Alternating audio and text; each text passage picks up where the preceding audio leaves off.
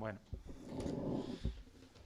buenos días. Lo primero, muchísimas gracias por estar aquí. La verdad es que nos alegramos de que el acto propuesto pues, haya tenido repercusión, porque yo creo que lo merece. Voy a hacer una presentación muy breve, porque tampoco somos 4 personas las que vamos a intervenir, no queremos cansaros en exceso, algo os cansaremos. Y entonces simplemente deciros que el seminario que vamos a llevar a cabo hoy, titulado Marx Contemporáneo, en buena parte viene motivado por la publicación de este libro, que es el resultado de un congreso que se hizo en Zaragoza en 2018, conmemorando el 200 aniversario del nacimiento de Marx.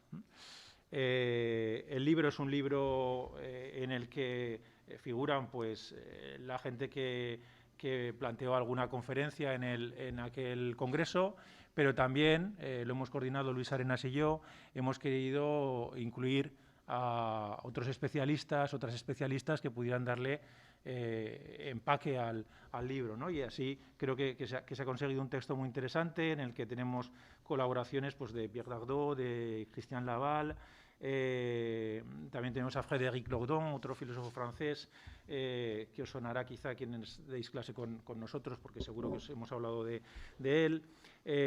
Clara Ramas, que también es una persona que últimamente está trabajando mucho el tema de Marx. Zaragoza, Luis Arenas, Joaquín Fortanet, Julien Canavega y yo mismo. Bueno, la idea es reflexionar un poco sobre Marx. Nuestras intervenciones de hoy, pues en parte se van a basar sobre lo que aparece en el libro, pero también intentaremos decir algo novedoso para que no se quede solamente en una reflexión en torno a este libro. Y lo hacemos porque pensamos que la figura de Marx, lejos de dogmatismos, es una figura pues, con la que se puede seguir pensando el presente y que nos da herramientas suficientes para aproximarnos a la realidad política contemporánea. Es el empeño, no hay ningún tipo de añoranza, de mirada nostálgica hacia el pasado, sino más bien todo lo contrario, la voluntad de construir a partir de la realidad que tenemos con las herramientas que Marx nos proporciona, pero herramientas ajustadas a la realidad contemporánea. La dinámica que vamos a llevar es que vamos a hacer 4 intervenciones muy breves, en torno a 15-20 minutos cada uno de nosotros. La de Pierre se extenderá un poquito más porque va a ser en francés y la iremos traduciendo entre Julien y yo, con lo cual pues, se demorará un poquito más la cuestión, pero entendemos que esto puede durar 1 hora y cuarto o algo así para luego daros la palabra y que podamos, si os interesa, pues, profundizar en algunas de las cuestiones que hayamos planteado. Desde luego para mí es un verdadero placer el presentar a Pierre Dardot, tenerlo de nuevo en Zaragoza, ya es la segunda vez que viene por aquí. Es un placer doble, primero por lo que aporta al pensamiento contemporáneo, por la frescura de las reflexiones que él en solitario o bien con su colega Christian Laval nos plantean en sus numerosos, interesantes y gruesísimos libros que nos obsequian o que nos lanzan a la cabeza, no sé muy bien cómo decir. Y el segundo motivo, pues la enorme simpatía, cercanía y calidez de Pierre, que hace que sea siempre un placer recibirle en Zaragoza. Entonces, sin más demora, pues le doy la palabra a Pierre Dardot para que comience. Gracias. Bonjour à tous et bonjour particulièrement à ceux qui ont organisé ce séminaire. Pues buenos días a todos y a todas y muchas gracias en particular a aquellas personas que organizaron este seminario. Je serai très court et je me concentrerai sur ce que j'appellerais le moment 1871 dans la pensée de Marx. Voy a ser muy breve y me voy a centrar fundamentalmente en el momento al que llamó 1871 en el pensamiento de Marx. Comme vous pouvez vous en douter, 1871, c'est d'abord et avant tout la Commune de Paris. Como ya sabréis, el momento 1871 a lo que remite es al momento de la Comuna de París. On a parlé à l'occasion du 150e anniversaire de la Commune de Paris, de l'événement qu'avait constitué la Commune de Paris. Y en conmemoración al aniversario, el número 150, se habló, perdón, de... le 150e anniversaire de la Commune de Paris. se conmemoraba el aniversario de la Comuna de París. On a commémoré, pas Macron, qui a préféré parler de Napoléon. Se hizo una conmemoración, pero por parte de Macron, no en referencia a la Comuna de París, sino más bien a Napoleón. Mais la Commune de Paris a une très grande importance dans la pensée de Marx. Pero la Comuna de París ocupa un lugar central destacado en el pensamiento de Marx. Ce que je voudrais dire simplement en très peu de mots, c'est que l'attitude de Marx à l'égard de la Commune de Paris témoigne d'une capacité à se laisser surprendre par l'événement. La relación de Marx en cuanto a la Comuna de París tiene que ver con esa capacidad por dejarse sorprender por lo que es el acontecimiento como tal. En effet, la pensée de Marx a évolué sur cette question fondamentale qui est celle de l'attitude à l'égard de l'État. La actitud de Marx ha cambiado respecto de lo que tiene que ser la actitud respecto del Estado. En 1848, vous avez le manifeste communiste. En el 48 está el manifiesto comunista, Et là, il est question de la conquête du pouvoir d'État par la classe ouvrière, donde se trata de la conquista del poder del Estado por parte de la clase obrera, avec des formules qui sont très inspirées par la Révolution française. con fórmulas muy inspiradas en la Revolución Francesa. Et des formules très sur la République une et indivisible, sur la conquête du pouvoir d'État d'une manière extrêmement ferme. Sobre la República una indivisible, sobre la conquista del poder de Estado de una manera muy firme. En 1871, les choses se présentent un peu différemment. En el 71 las cosas se presentan de manera diferente. Il n'est plus question de la formule que Marx avait beaucoup utilisée avant la Commune de Paris, qui est celle de la dictature du prolétariat. Ya no se trata de la fórmula que había utilizado en el 71, que es la fórmula de la dictadura del proletariado. Il est question beaucoup du gouvernement du peuple par le peuple. Es la cuestión del gobierno del pueblo por el pueblo. C'est la formule exacte que Marx utilise dans la fameuse adresse du Conseil général sur la guerre civile en France. Que es la fórmula que más utiliza en el famoso texto del Comité General de la Comuna de 1871. Il y a deux formules. Premièrement, donc, la formule du gouvernement du peuple par le peuple, et deuxièmement, la formule du gouvernement direct, qui est très important. Son dos formas. Una forma es el gobierno del pueblo por el pueblo y otra el gobierno directo. Le gouvernement direct, c'est-à-dire un gouvernement qui ne passe pas par la représentation politique. Es decir, un gobierno sin representación política. Voilà. Par opposition donc au gouvernement indirect, qui est le gouvernement représentatif. Por oposición al gobierno indirecto, que es el gobierno representativo. Et ça, c'est un point qui est tout à fait essentiel quand on veut comprendre l'attitude de Marx. Y esto es un punto absolutamente esencial para entender lo que es la actitud de Marx. Dans la mesure où il met l'accent sur la responsabilité permanente des élus du Conseil de la Commune devant les citoyens. En la medida en que pone énfasis en le principe de responsabilité, la responsabilité. Voilà. Puisqu'il y a, à partir du 18-19 mars, un Conseil de la Commune qui est constitué. A partir del 18-19 de marzo hay un Consejo de la Comuna que se constituye. Ce sont des gens qui sont élus par les citoyens de Paris. Son personas elegidas por los ciudadanos de París. Et qui sont responsables devant les citoyens de Paris. Y que tienen una responsabilidad ante los ciudadanos de París. Et Marx voit tout de suite que la nouveauté de la Commune, c'est précisément ça. Y lo que ve Marx es que la novedad de la comuna radica precisamente en ello. Qu'elle reconnaît au peuple le droit d'intervenir en permanence dans les affaires publiques. Que la comuna reconoce al pueblo el derecho de intervenir constantemente en los asuntos.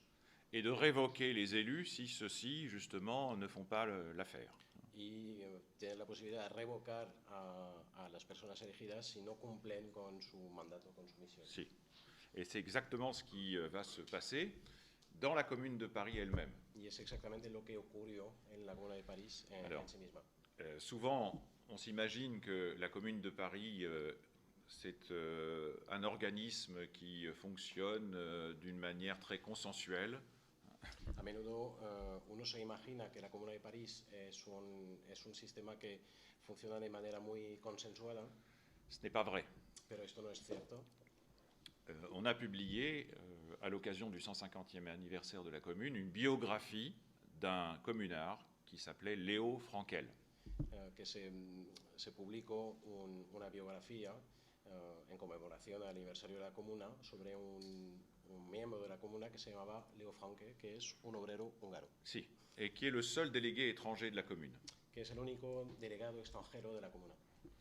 C'est un ouvrier qui est en relation de correspondance suivie avec Marx. Se trata de un obrero húngaro que mantiene una relación constante y continuada con el propio Marx. Or, ce qui est remarquable, c'est que son attitude à l'égard des instances dirigeantes de la commune est souvent assez critique. Y lo notable de la actitud de ese obrero húngaro respecto de las instancias dirigentes de la Comuna es que es una actitud muy crítica. En particulier lorsque la situation militaire se dégrade. Sobre todo cuando la situación militar se hace más grave, À partir du 20 mai. a partir del 20 de mayo. Et là, vous avez une discussion très vive, très, comment dirais-je, très polémique entre les gens de la commune sur la question de savoir quelle est la structure qu'il faut créer. Entonces se produce una discusión muy dura entre los miembros de la comuna sobre qué tipo de estructura hay que crear.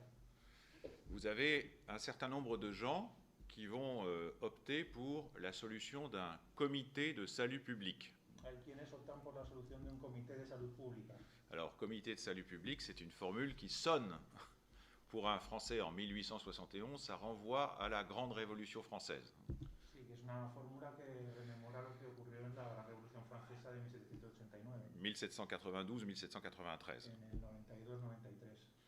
Et justement, Marx a fait partie de ceux qui ont mis en garde les Parisiens contre les souvenirs écrasants de 1792. Y Marx precisamente lo que ha puesto es en guardia a la comuna frente a esa tentación de mirar hacia el pasado revolucionario. De manière à ce que les communards puissent prendre en charge leur propre destin sans s'encombrer des souvenirs du passé. De tal manera que los comuneros pudieran tomar en sus propias manos la acción del futuro sin verse constreñidos por lo que se había realizado en el pasado. Ceux qui prônent le comité de salut public, ceux qui sont pour le comité de salut public, Los que están a favor del Comité de Salud Pública sont en général des blanquistes, des partisans de Blanqui, son partidarios de Blanqui ou des robespierristes, o robespierristas, des gens qui rêvent d'un retour à 1793. gente que sueña con un regreso a 1792. Et 93. et l'attitude de Léo Frankel La actitud de Leo Frankel est très différente. es muy diferente. Il va dire « Je suis pour un comité exécutif, un vrai comité exécutif, mais pas pour un comité de salut public. Dice, lo que yo propongo es un comité ejecutivo y no un comité de salud pública. » Et il insiste bien sur la différenciation des fonctions. E insiste sobre la diferencia de funciones. Et la Commune de Paris a souffert de la confusion des fonctions. La Comuna de París ha sufrido la indiferenciación de funciones. Est-ce que le Conseil de la Commune était quelque chose qui relevait de l'administration ou quelque chose qui relevait du gouvernement? El Consejo de la Comuna tenía competencias administrativas o políticas. Ça a provoqué un gros désordre, Lo que ha generado un gran desorden, notamment dans la gestion des services publics. especialmente en la gestión de los servicios públicos. Et Frankel, précisément, fait la différence entre comité de salut public et comité exécutif, en disant que le comité exécutif, ce n'est pas la même chose que le Conseil de la Commune, qui a une fonction législative. Y entonces establece una diferencia Frankel entre el Comité de Salud Pública y el Comité Ejecutivo, estableciendo que el Comité Ejecutivo no tiene una función semejante a la del Consejo de la Comuna, sino que es una función ejecutiva. Et cette position me semble assez remarquable. Y esto me parece muy importante. Elle me semble en parfaite conformité avec l'attention portée à l'événement de la part de quelqu'un qui vit ça de l'intérieur. Porque me parece que es la mirada de alguien que plantea su posición con atención a lo que está ocurriendo en el interior. On ne sait pas exactement quelle fut la position de Marx. Que no se sabe exactamente cuál fue la posición de Marx al respecto. Est-ce qu'il a approuvé la position de Frankel ou pas? Si aprobó o no la posición, la actitud de Frankel. Mais ce qui me paraît très important, c'est justement cette capacité, quand on est dedans un événement, de voir ce qui doit être vraiment le plus important. Pero lo notable aquí es cuando uno está dentro de un acontecimiento, saber discernir lo que es lo importante del acontecimiento. Et il me paraît que, je finis là-dessus, il me paraît que la leçon principale, c'est justement cette leçon politique qui consiste à ne pas se laisser détourner, à considérer que la différenciation des fonctions et la différenciation des pouvoirs est une question absolument fondamentale. Y lo importante es no perder de vista que la diferenciación de los poderes y de las funciones es una cuestión absolutamente central. La formule donc de l'autogouvernement communal, puisque c'est la formule que retient Marx. Por lo tanto, la fórmula del autogobierno comunal, Oui, comunal, n'implique pas, en tout cas, ça n'implique pas que l'on renonce à la différenciation des fonctions et des pouvoirs. No implica una renuncia a la diferenciación de las funciones o de los poderes. Parce que ce principe-là, c'est le principe de la responsabilité des élus devant les citoyens. Porque este principio es el principio de la responsabilidad de los elegidos ante los ciudadanos. Merci. Merci.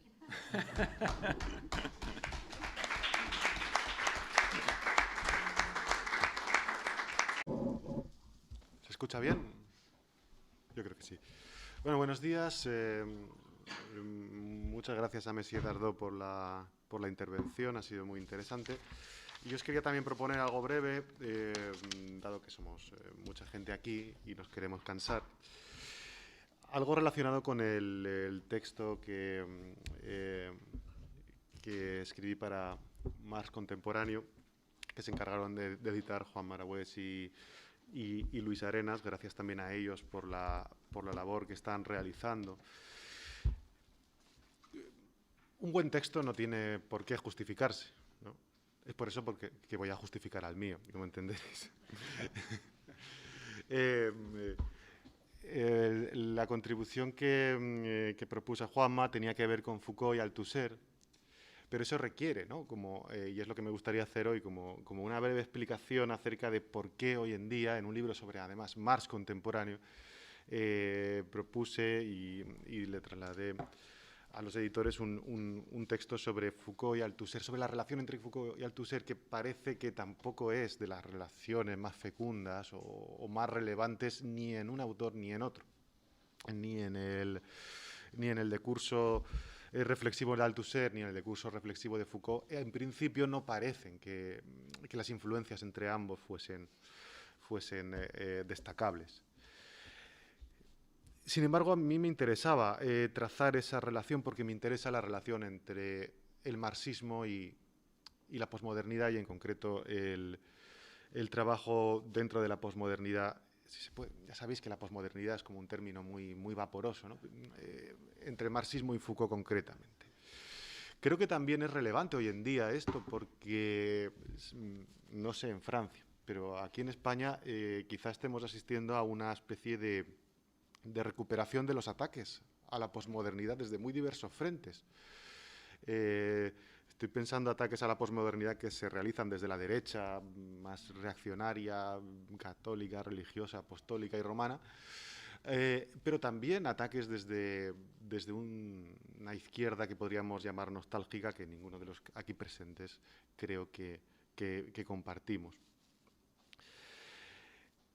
Ambos ataques, o ese frente, de algún modo, que se lanza en contra de la posmodernidad, del recuerdo del mayo del 68 y el recuerdo de las experiencias comunales de los 60, de 1960 y 70, y principios de los 70, comparte un diagnóstico. El diagnóstico es que la reivindicación de las diferencias que realizó la posmodernidad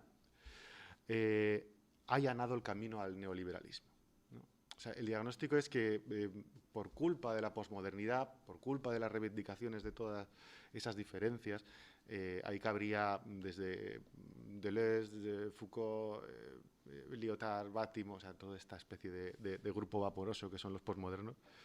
Todo eso ha contribuido a vaciar la noción de clase, ha contribuido a quebrar todas las identidades y, de algún modo, perdidos en este marasmo de diferencias, el sujeto neoliberal nos ha arrasado, ¿no? Y el neoliberalismo ha triunfado sin oposición. También se le achaca, ¿no?, a toda la crítica a la autoridad de la verdad que acomete el posmodernismo, se le achaca el fin de las utopías. Es como si, claro, tanto hemos criticado la verdad que ya no podemos oponer nada y hacen con nosotros y con nosotras lo que quieren. Si no tenemos verdad a la que agarrarnos, estamos a merced de cualquiera, ¿no? Ese es un poco el diagnóstico compartido, ya digo, tanto por la izquierda, que podríamos llamar nostálgica, como Wendy Brown se encarga de llamar, de denominar, como por la derecha muy variada. Algo de este diagnóstico es cierto, es lo que me gustaría aquí tratar muy brevemente.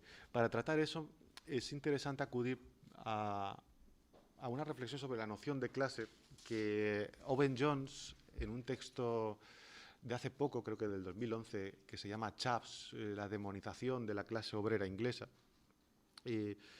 trajo a colación. Hay dos momentos claves en todo este diagnóstico en el que se funda el ataque a la posmodernidad, que son en mayo del 68 francés y el triunfo de Margaret Thatcher, es decir, del neoliberalismo inglés. Owen Jones analiza ese triunfo del thatcherismo a partir de la demonización de la clase obrera y cómo se vació la noción de clase en la Inglaterra de Thatcher, o el Reino Unido, ya no sé lo que es exactamente, o Gran Bretaña. Bueno, la tesis de Owen Jones es interesante.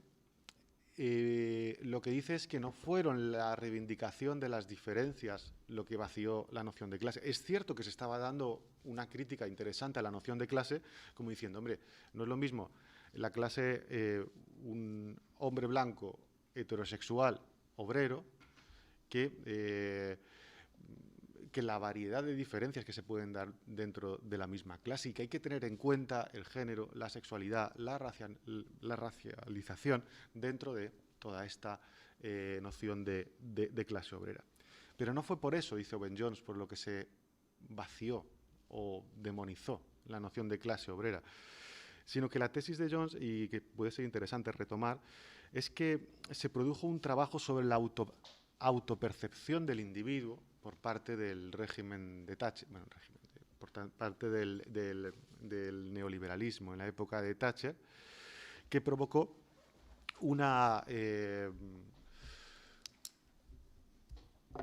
pérdida de la identificación entre los miembros de esa clase obrera. Es decir, la gente, y Owen Jones da algún dato interesante, como la gente, pese a pertenecer materialmente a la clase obrera, comenzó a autopercibirse como clase media, porque pertenecer a la clase obrera era un signo de fracaso. En el fondo se instaló esa idea de que podíamos ser cualquier cosa, y si no llegábamos a la clase media era culpa nuestra. Es decir, el destino se individualizó, se privatizó.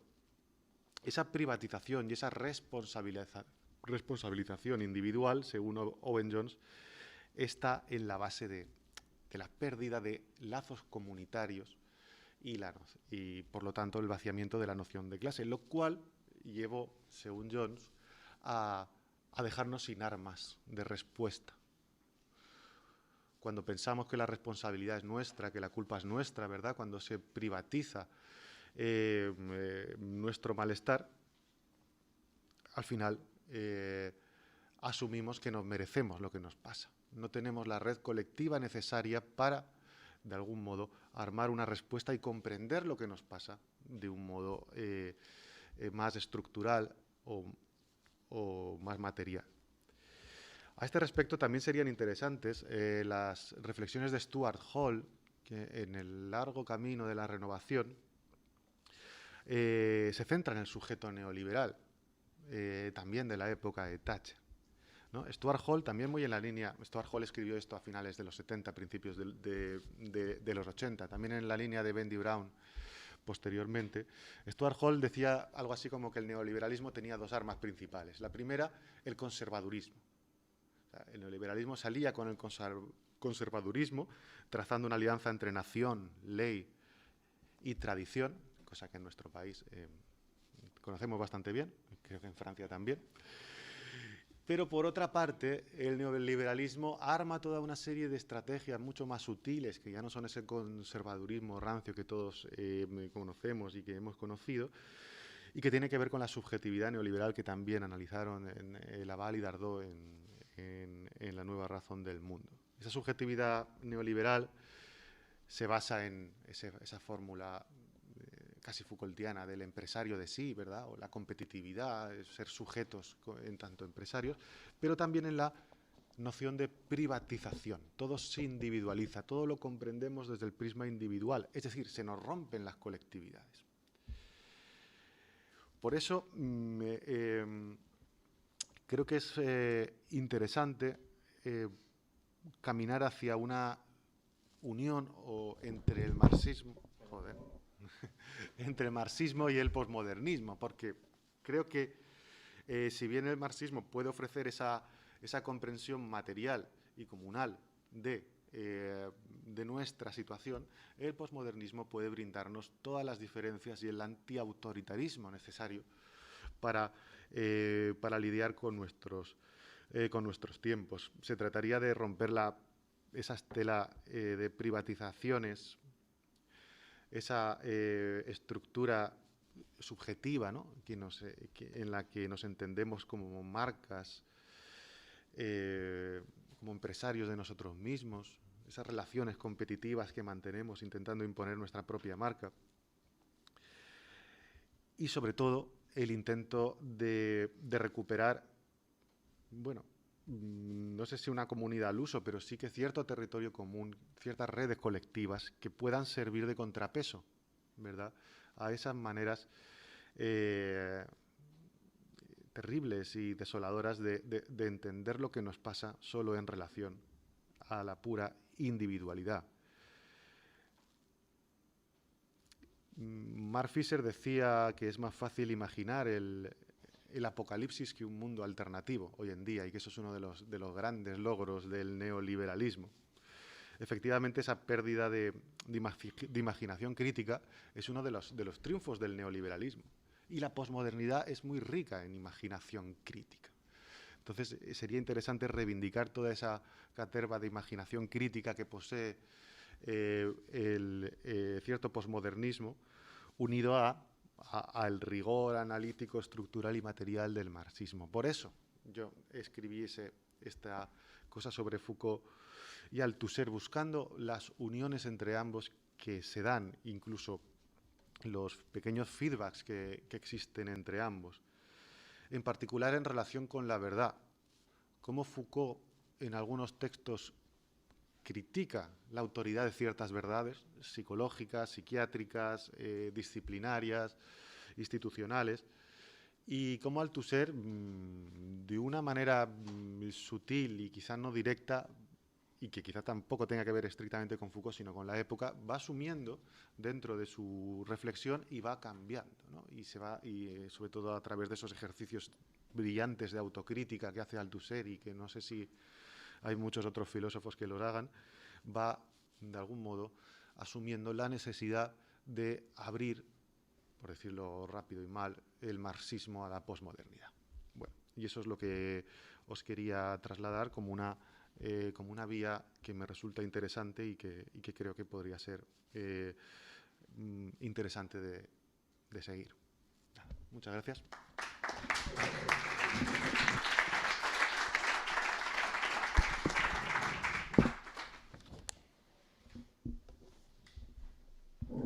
Bueno, pues buenos días. ¿Me oís bien, no? ¿Sí? Vale. Pues buenos días a todos y a todas. Muchas gracias por haber venido. Mi exposición también será bastante breve, voy a tratar de ser muy sintético. Yo en el trabajo que propuse para esta obra colectiva, lo que quería era centrarme en una figura del paisaje intelectual francés al lado de Pierre Dardot y Christian Laval, un sociólogo, economista y filósofo francés que se llama Lordon, porque precisamente al lado de estos pensadores, Lordon también es un crítico muy duro de lo que es el capitalismo, en particular en su configuración neoliberal, y en su crítica a lo que es el capitalismo neoliberal, digamos que Lordon tiene un proyecto que, como él dice, consiste en hibridar a Marx con Spinoza, para decirlo de forma más concreta, en hibridar o conciliar el estructuralismo de las relaciones en Marx con la ontoantropología de la subjetividad deseante en Spinoza. Si Lordon no puede prescindir de Marx, si es un punto de partida insoslayable, es porque considera, para parafrasear al Sartre de la crítica a la razón dialéctica, que el pensamiento de Marx es, por así decir, un horizonte insuperable de nuestro tiempo. Y si es el caso, si el pensamiento de Marx considera Lordon es un horizonte insuperable en nuestro tiempo, las estructuras del capitalismo y cómo funcionan las estructuras del capitalismo, haciendo hincapié en particular, a ojos de Lordon, en lo que considera ser la estructura fundamental del capitalismo, a la que llama relación social fundamental, que es la relación salarial. ¿Vale? Una relación salarial que se puede entender en última instancia, y creo que esto es fundamental, como una relación de chantaje a la supervivencia material. Es decir, para poder, ante todo, perseverar en su ser, es decir, garantizar su reproducción material y biológica, no tenemos otra alternativa que trabajar, que la de vender nuestra fuerza de trabajo. En este sentido, se entiende la relación salarial como una relación de chantaje a la supervivencia material. Pero Lordon considera que, si bien Marx explica a la perfección cómo funcionan las estructuras del capitalismo, resta, por otra parte, que no explica suficientemente cómo el capitalismo pone en marcha a los individuos dentro de esas estructuras, cómo hace trabajar a los individuos dentro de esas estructuras.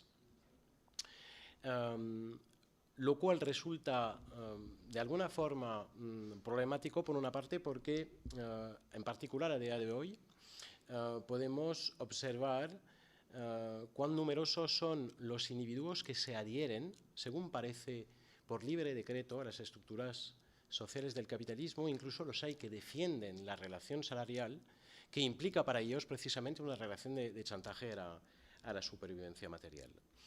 Entonces, para tratar de explicar cómo el capitalismo pone en marcha a los individuos dentro de sus estructuras, lo que ve Lordon es una posibilidad de explicarlo encontrando ese dinamismo o esa fuente de dinamismo, de fuerza motriz, que le falta a Marx y que ubica en la concepción spinoziana del sujeto. Es decir, el sujeto que se pone en marcha dentro de las estructuras del capital ya no es ese sujeto soberano o ese subjectum, es decir, ese sujeto al que la metafísica subjetivista ha atribuido una serie de atributos metafísicos del tipo cogito, libre albedrío, poder de autodeterminación, sino que lo que tenemos es más bien un sujeto que se mueve, pero no por libre decreto, sino en tanto que regido por pasiones y afectos. Entonces lo que tenemos es un sujeto que ya no es, hablando con propiedad, un subjectum, sino un subditum, es decir, el sujeto de un soberano, y un soberano que presenta una índole, una naturaleza particular porque es doble, no solo remite a determinaciones sociales, sino, como venía diciendo, a determinaciones pasionales. Dicho de otra manera, lo que encuentra Lordon en la filosofía de Spinoza es un modelo antropológico que plantea al hombre como un sujeto de deseo que, cuando actúa, no actúa por libre decreto de la voluntad, como lo sostiene la metafísica liberal del sujeto, sino que actúa en tanto que movido por afectos y pasiones. Y aquí está el punto de inflexión, el nexo a partir del que se puede conectar a Marx con Spinoza. El sujeto es un sujeto de deseo, su fuerza motriz es lo que Spinoza llama el conatus, y los afectos son todas aquellas pasiones que vienen a dar una orientación al conatus, es decir, que orientan la acción humana en un sentido o en otro. Y el punto de nexo es el siguiente, que esos afectos y estas pasiones que mueven al hombre, a su vez, están moldeados por las estructuras sociales. Y aquí, si me permitís, quería citar al propio Lordon, porque explica muy bien cómo precisamente las complexiones afectivas de todos y cada uno de los individuos están moldeados por las estructuras sociales dentro de las que los individuos despliegan su existencia y actúan. Cito Lordon, dice: hay estructuras, una sociedad está vertebrada en torno a estructuras, hay estructuras, y en las estructuras hay hombres cargados de pasiones. En primera instancia, los hombres están movidos por sus pasiones, ¿vale? Lo que tenemos aquí es un modelo que ya no es el hombre racional del que habla la metafísica tradicional, sino un homo passionalis, ¿vale? En primera instancia, los hombres están movidos por sus pasiones. En último análisis, sus pasiones están ampliamente determinadas por las estructuras, de tal suerte, concluye Lordon, que las estructuras sociales se expresan en los individuos bajo la forma de deseos, y así concluye, así es como se puede prolongar a Marx con Spinoza. Dicho esto, si los deseos y los afectos de los sujetos están configurados dentro de las estructuras sociales, dentro de las que esos propios individuos despliegan su existencia, lo que tenemos que tener en cuenta es el papel central que desempeña la relación salarial. Me explico. Lordon, y esa es para él el logro insoslayable del pensamiento de Marx, lo que se permite articular a partir de la relación salarial es mostrar cómo la relación salarial es una herramienta que permite convertir el deseo de hacer algo del patrón, del empleador, en un deseo de hacer algo a los trabajadores. Dicho de otra manera, la relación salarial como relación social fundamental permite, mal que bien, en función de las circunstancias, alinear el deseo de los trabajadores sobre el deseo del patrón, o lo que Lordon llama también el deseo amo. Dicho de otra manera, la relación salarial es una forma de conducir las conductas, para decirlo de forma Foucaultiana, con el objetivo de obtener lo que Spinoza llama el obsequium, obtener de los individuos su obsequium, es decir, su tendencia a seguir ¿qué? El deseo amo. Dicho de otra manera, a interiorizar el deseo del patrón, del empleador. Y como bien muestra Lordon, apoyándose en Spinoza, hay dos formas de obtener el obsequium, dos formas de lograr que los individuos interioricen el deseo amo, o bien mediante afectos tristes, como por ejemplo el miedo, o bien a través de afectos alegres, como por ejemplo el amor. Y dicho esto, lo que muestra Lordon, y de alguna forma se encuentra también en el trabajo de Pierre Dardot y Christian Naval, a las tres grandes configuraciones históricas del capitalismo corresponde cada vez un determinado paisaje pasional o un determinado régimen de deseos, ¿vale? Entonces, lo que viene a mostrar Lordon, según una clasificación ya establecida y convenida, es que a lo largo de la historia se produjeron tres grandes configuraciones concretas de las estructuras del capitalismo. El capitalismo decimonónico, el capitalismo fordista y el capitalismo neoliberal. Y a cada configuración histórica del capitalismo corresponde un régimen de deseo o un paisaje, lo que Lordon llamaba un paisaje pasional. Entonces, para que nos entendamos, lo que viene a mostrar Lordon, aquí combinando a Marx con Spinoza, es que el régimen de acumulación decimonónico corresponde a un paisaje pasional que se basa fundamentalmente en afectos tristes. ¿Por qué? Porque el trabajador en aquella época tiene una vida que se encuentra plenamente supeditada a la lógica de la supervivencia. Lógica de la supervivencia que se puede expresar según una disyunción exclusiva que reza de la manera siguiente: trabajar o morir. No quedan, pero en la expresión, más cojones. Trabajar o morir. Bien, por lo tanto, lo que pone en movimiento al trabajador es el miedo a no poder sobrevivir, es decir, el miedo a no poder garantizar su reproducción material y biológica. Y de hecho, eso es un punto muy importante, estos afectos tristes que mueven al trabajador del capitalismo decimonónico constituyen, digamos, el paisaje pasional de base, que no se puede eliminar, ¿vale? ¿Por qué? Porque en última instancia la relación salarial es una relación de chantaje a la supervivencia material. Con el paso del capitalismo decimonónico, para decirlo de forma esquemática, al capitalismo fordista, lo que presenciamos es un primer ensanchamiento del paisaje pasional. ¿Qué quiere decir esto? Los afectos tristes, ligados a esa lógica de la supervivencia, no desaparecen, porque de hecho constituyen el fondo de la relación salarial, sino que vienen a ser recubiertos por una capa de afectos que esta vez son, dice Lordon, afectos alegres extrínsecos o transitivos. ¿Qué quiere decir con esto? Pues como bien sabéis, con el advenimiento del capitalismo fordista, los trabajadores no solo trabajan por un salario de subsistencia, sino que, por así decirlo, disponen de un remanente que les permite consumir. Entonces, el capitalismo fordista también es sinónimo de entrada de una mayoría trabajadora en la sociedad de consumo. Y de alguna forma, el consumo mercantil produce unos afectos alegres que vienen a mitigar los afectos tristes que están en el fondo de la relación salarial. Y de hecho, aquí podríamos hacer hincapié en el hecho de que ese acceso al consumo y ese acceso a los afectos alegres ligados al consumo mercantil han desempeñado una función crucial en lo que es la legitimación histórico-política del capitalismo. Es decir, por primera vez, los trabajadores ven con buenos ojos el capitalismo. ¿Vale? Y finalmente, se dio un último paso, que es la configuración actual del capitalismo en la que nos situamos, que es la del capitalismo postfordista o neoliberal. Y lo que viene a mostrar aquí Lordon, siempre apoyándose en Marx y Spinoza, es que este paisaje pasional ha sido ensanchado otra vez, pero de una forma, y voy acabando, inusitada. ¿Qué quiere decir esto? Quiere decir que a estos afectos a los que hacía referencia se ha añadido una última capa a la que llama afectos alegres intrínsecos o intransitivos. ¿Qué quiere decir esto? Dicho de forma muy llana, se trata de convertir el propio trabajo en una fuente inmediata de alegría.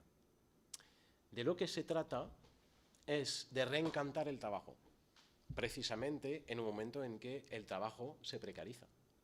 De lo que se trata es de promover y difundir deseos de trabajo feliz y llevar el sujeto a adherirse al trabajo y a ver el trabajo una forma de realizarse a sí mismo.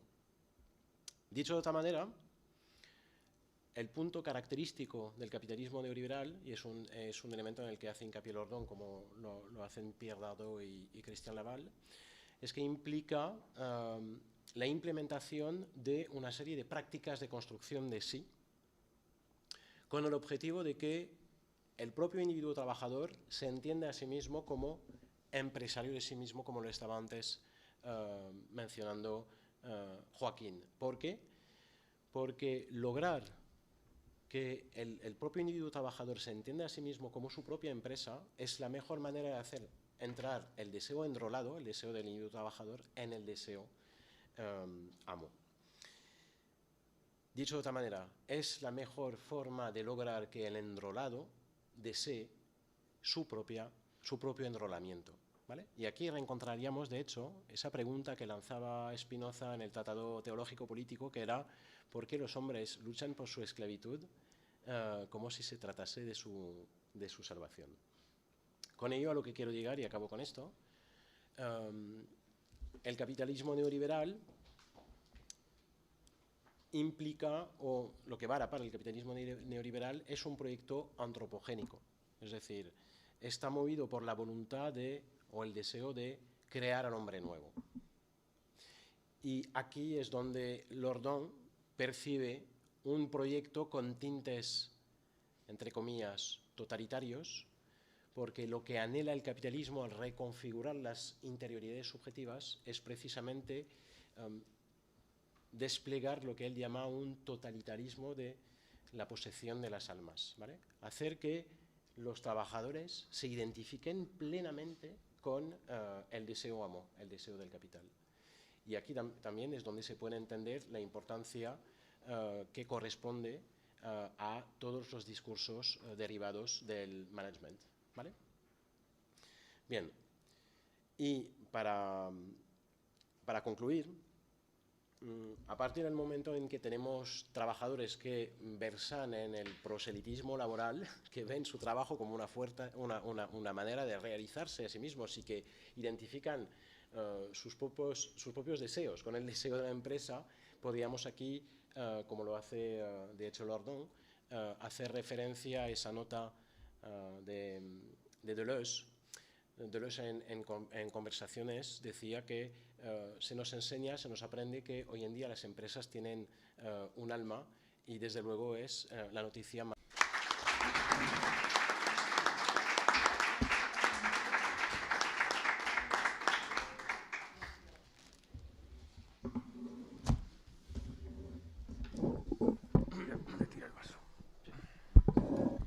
Bueno, pues buenos días de nuevo. Voy yo con mi píldora, que también va a ser una intervención breve. Yo en mi caso no he reproducido lo que digo en el libro, sino que me ha parecido, pues me apetecía decir algo diferente, y os propongo un texto que se titula Segundo nacimiento, asesinato y resurrección de Marx.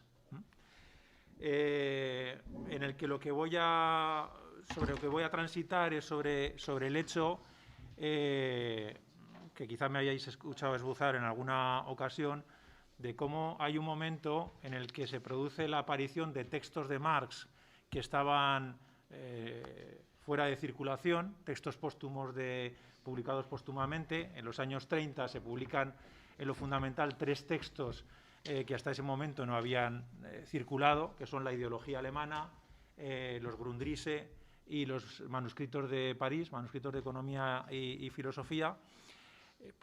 Son editados desde el Instituto Marx-Engels de Moscú. Y cómo curiosamente, ese instituto, que hace una labor fantástica, pues de repente es cerrado, y toda política de publicación de nuevos textos de Marx clausurada. Y eso es a lo que calificó como el asesinato de Marx, ¿no? ¿Qué es lo que...?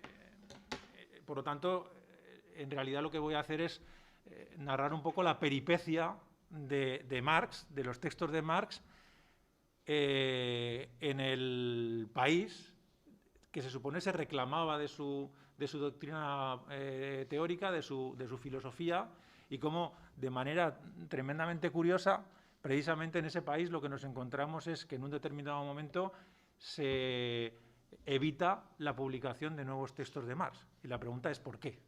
¿Por qué se produce esto? Bueno, entre 1917 y 1930 nos encontramos con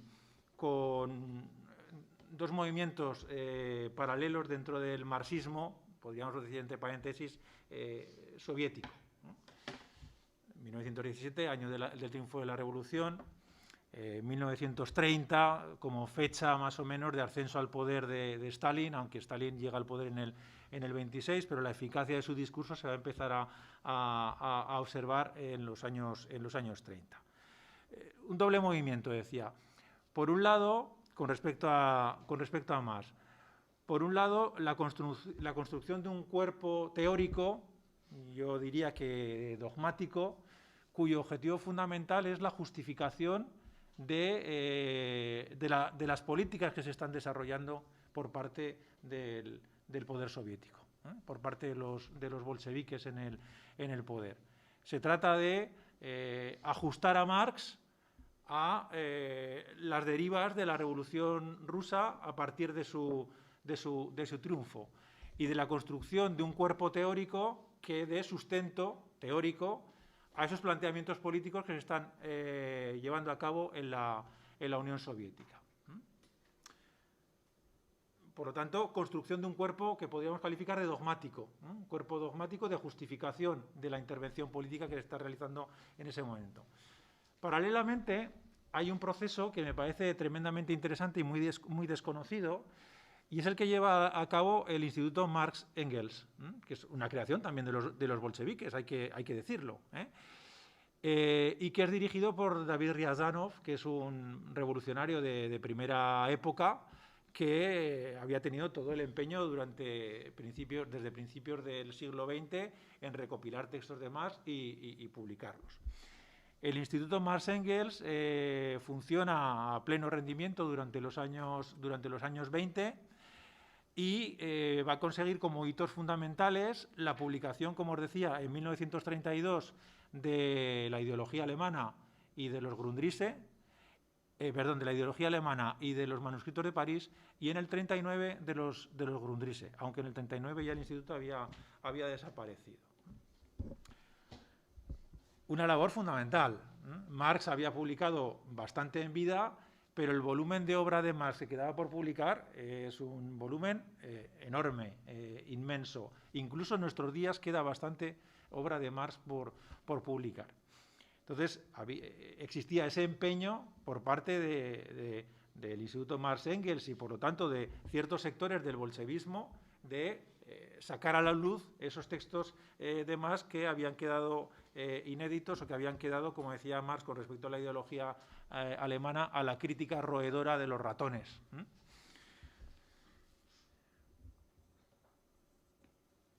Curiosamente, este éxito de publicación de estos textos, tremendamente relevantes, en la actualidad yo creo que son algunos de los textos más citados de Marx, viene acompañado por el cierre del Instituto Marx-Engels. El Instituto Marx-Engels es clausurado en 1932, sustituido por el Instituto Marx-Engels-Lenin, y de manera sorprendente, si no conociéramos lo que fue la historia soviética de los años 30, su director, Riazanov, es primero destituido en 1931 y fusilado en 1937. De tal manera que el Instituto Marx-Engels-Lenin en 1935, va a suspender el proyecto que se había iniciado por parte de Riazanov de la edición de las obras completas de Marx, la Marx-Engels-Gesamtausgabe, que tenía previsto publicar 42 volúmenes, habían publicado 12 volúmenes, a partir de 1935 no se publica un solo volumen, se deja de publicar a Marx, ¿no? Lo que quiero llamar la atención es sobre el hecho de que, de manera, a mi modo de ver, absolutamente paradójica, en el país que acoge la revolución, el país que desarrolla un proceso revolucionario, teóricamente fundamentándose en los planteamientos aportados desde la obra de Marx y Engels, acometa en un primer momento una labor esperable, necesaria y fructífera de publicación de textos y, sin embargo, aborte este proceso a mediados de los años 30, lo cual evidentemente nos debe llevar a preguntarnos ¿por qué? ¿Por qué? ¿Qué es lo que lleva al poder soviético en 1935 a parar la publicación de las obras de Marx y Engels?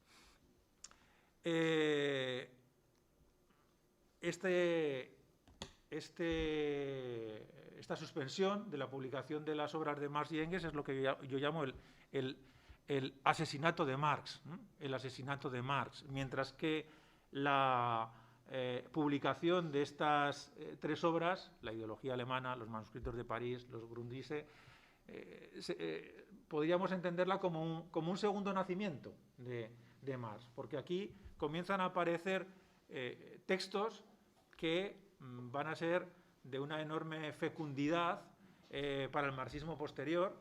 Si vemos lo que es la evolución del marxismo occidental, todo el vinculado a la escuela de Frankfurt, si vemos lo que es el operaísmo italiano, en resumen, todo aquel marxismo que no quiere ser un marxismo dogmático, sino que quiere ser un marxismo crítico y que apuesta precisamente por acercar a Marx a la realidad y no convertirlo en una estatua de sal a la que venerar, todo ese marxismo, digo, ha bebido de estos textos, ha tenido estos textos como como una referencia inexcusable y una herramienta fecunda para trabajar la realidad política del momento. Frente a eso, el marxismo oficial, el marxismo soviético, deviene en lo que se conoce como el marxismo-leninismo. El marxismo-leninismo, cuya doctrina se cobijaría bajo el concepto de materialismo dialéctico, concepto que no aparece ni una sola vez en la obra de Marx, y que, a mi modo de ver, y como han denunciado muchos otros teóricos, en realidad es una doctrina absolutamente idealista, alejada de los planteamientos del materialismo. Decía, por lo tanto, que podemos entender que hay un segundo nacimiento de Marx con estos textos.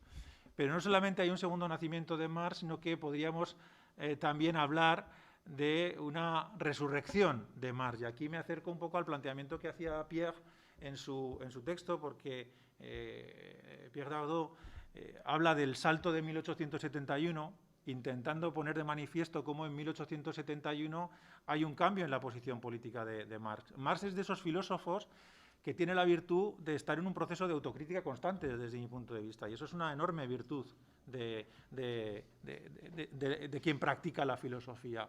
No cerrarse en una expresión dogmática, sino en ajustar su texto al devenir de la realidad, y en ese sentido Marx yo creo que está en una constante revisión de sus planteamientos. Y la Comuna, efectivamente, es un acontecimiento acontecimiento quizá incluso en el sentido deleuziano del término, que le impele a repensar su teoría del Estado. Pero es que en 1870, y por eso hablo de la resurrección de Marx, en 1870 también se ha producido otra quiebra que podemos comenzar a rastrear en ciertos textos que se han venido publicando posteriormente de Marx. Sí, insisto en esta cuestión, insisto en la cuestión de que Marx es un autor en cierto modo vivo, porque todavía nos nutre de textos que no conocíamos. Están apareciendo epistolarios de Marx,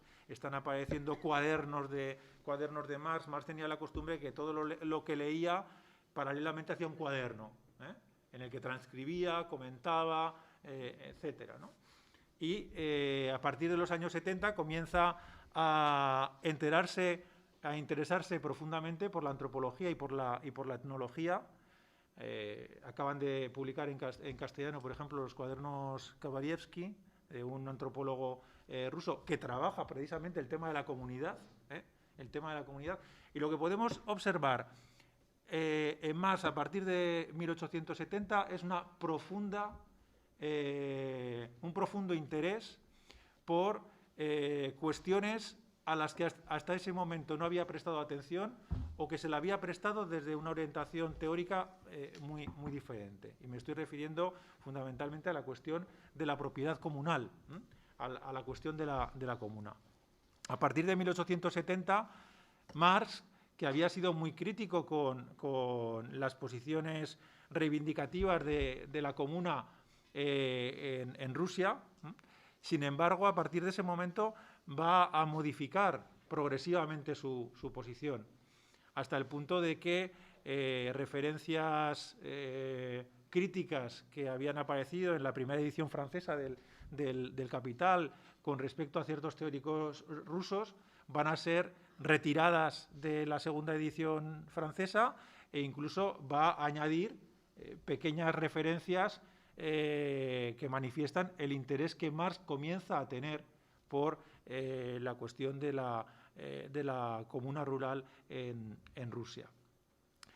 Este tipo de cuestiones lo que van a desembocar finalmente la cuestión de la antropología en sentido amplio, los descubrimientos de Morgan también que afectan a Marx, su lectura de enorme cantidad de literatura referida a la economía agraria rusa en ruso.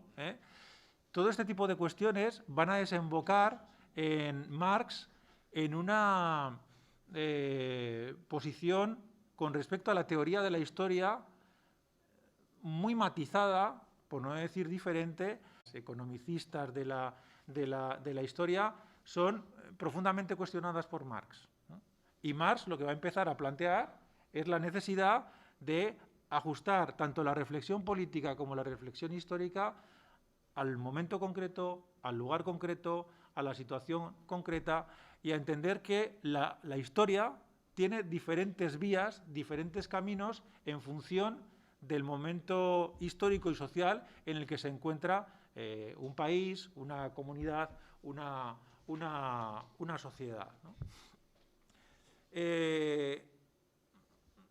Hablar de resurrección de Marx, ¿no? Y voy concluyendo, hablar de resurrección de Marx, es un título muy metafórico el que he colocado, no pretende plantear que este Marx al que estoy haciendo referencia, o que el Marx al que ha hecho referencia Pierre, sea un Marx que se contrapone radicalmente al Marx anterior. Desde mi punto de vista, lo que encontramos es un Marx que ilumina de manera diferente los textos previos de Marx, y que, en cierto modo, y esto es una hipótesis sobre la que me gustaría investigar más y seguir trabajando, lo que vamos encontrando en Marx es un proceso a punto de progresiva deshegelianización, ¿no?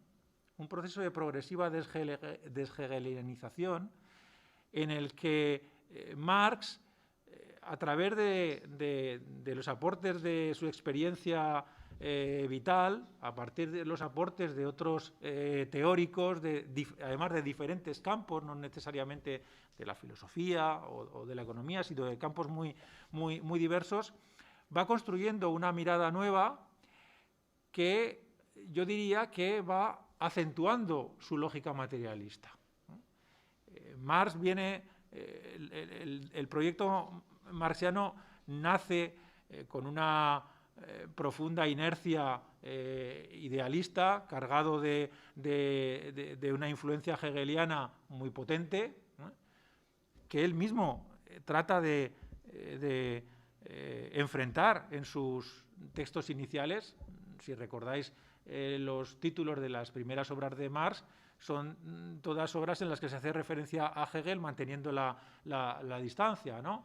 Crítica de la teoría del Estado de Hegel, introducción a la crítica de la filosofía del derecho de Hegel.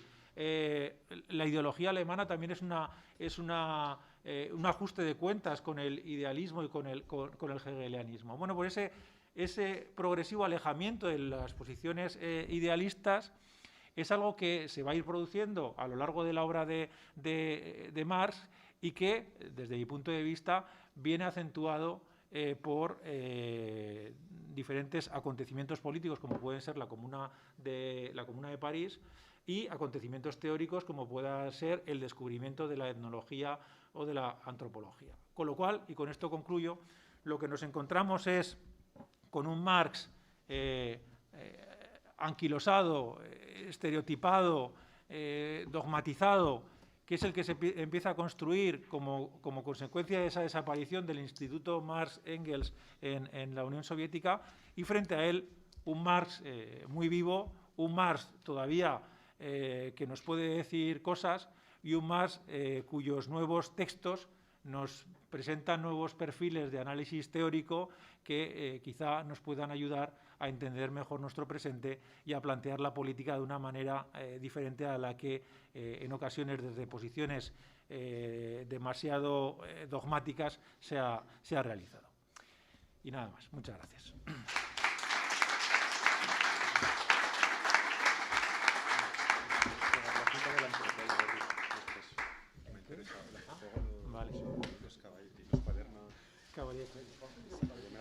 Bueno, pues ahora es vuestro turno. Yo incluso sugeriría que ni siquiera os cerrarais a las intervenciones que hemos tenido, a pesar de que han sido muy buenas.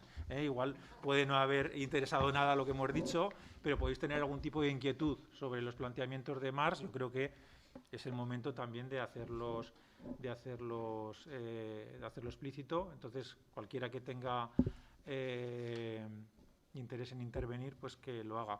Sí que haría un ruego a quienes estáis en primera fila, es que desde la editorial nos han pedido que hubiera fotos y no me he acordado de decirlo. O sea, que si nos importa hacernos alguna foto para mandársela a la editorial, pues os lo agradeceremos. Bueno, preguntas, comentarios que podáis tener por ahí.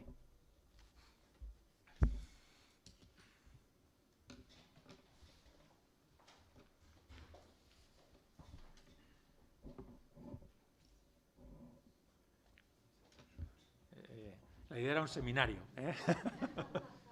o sea que...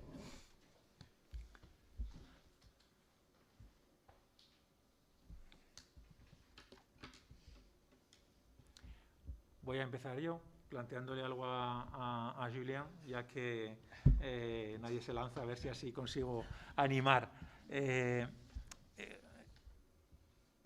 El análisis que has hecho de lockdown,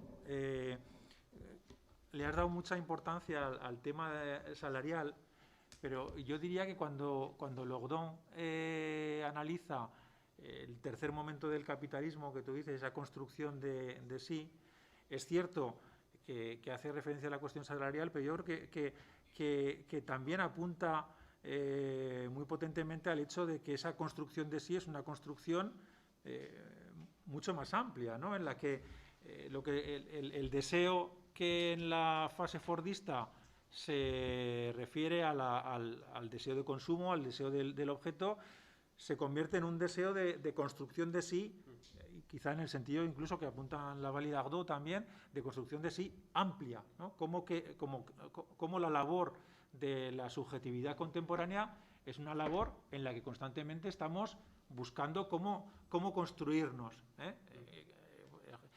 Enlazaría con tu idea con la idea que planteabas del salario, por ejemplo, ese concepto tan terrible que es el de la empleabilidad, ¿no?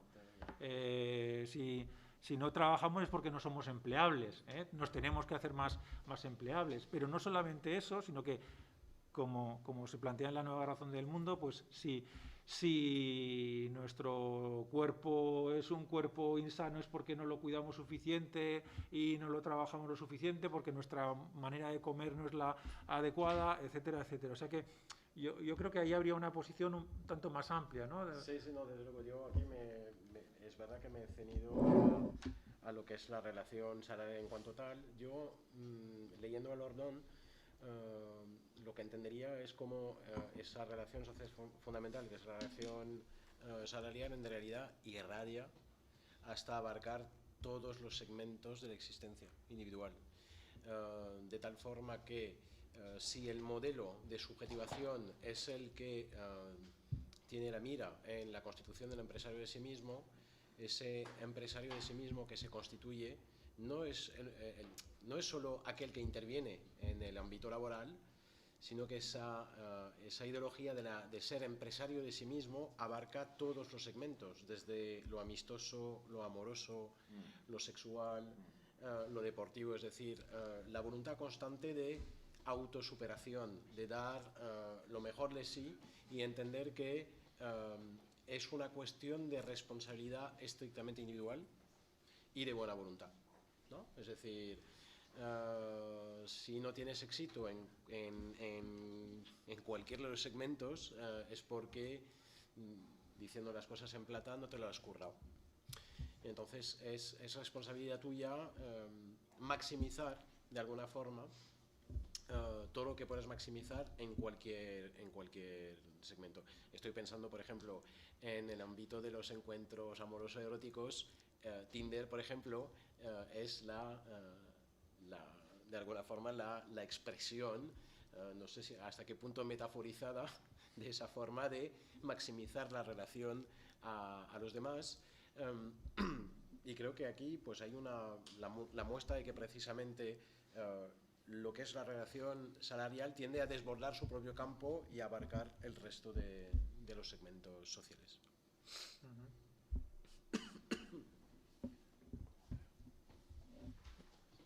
Sí. ¿Puedo hablar? Sí. No, es que con lo último que has comentado sobre lo de la construcción de subjetividad, claro, con lo que ha dicho antes Joaquín, que nos ha hablado del concepto de posmodernidad, ¿no? Que es un concepto que a veces incluso se usa como insulto, ¿no? Te dicen, eres un posmoderno y te están llamando pues lo peor de lo peor. Pues bueno, pues claro, yo lo que me pregunto es si vivimos actualmente, digamos, en un caos de identidades o si por el contrario hay unas categorías bien establecidas y, digamos, constituidas e institucionalizadas. De alguna manera, has hablado de que, de que lo que hacemos es construir nuestra identidad, o eso creemos, ¿no? Pues por ejemplo, por medio de redes sociales, Instagram, pues te cuelgas una historia, cuando cuelgas una historia, al fin y al cabo estás contando un relato, y lo que estás haciendo es construir públicamente tu identidad. Claro, el tema yo creo que la posmodernidad lo que nos ofrece es una herramienta, como ha dicho Joaquín, que es la de no construir la identidad, sino tratar de destruirla. Cuando hablo de utilizar aquí el concepto de destrucción, lo hablo como esa forma de crítica, precisamente a esa identidad que construimos y que igual lo que deberíamos hacer es destruir, ponerla, digamos, en tela de juicio, ¿no? Y claro, yo aquí estoy hablando de un tema de la posmodernidad, o de la primera posmodernidad, podríamos decir, de autores, por ejemplo, como Klossowski o Bataille, que nos hablan precisamente de rescatar a ese Nietzsche, ¿no? Desde una forma, entendiendo a un Nietzsche como una forma materialista de situarte en el mundo y experimentar precisamente con esas identidades que están construidas y que igual lo que tenemos que hacer es proponernos a destruirlas, ¿no? Entonces, rescatar aquí el concepto de destrucción, tal y como lo entiende Klossowski, es, digamos, parodiar esas propias identidades que de alguna manera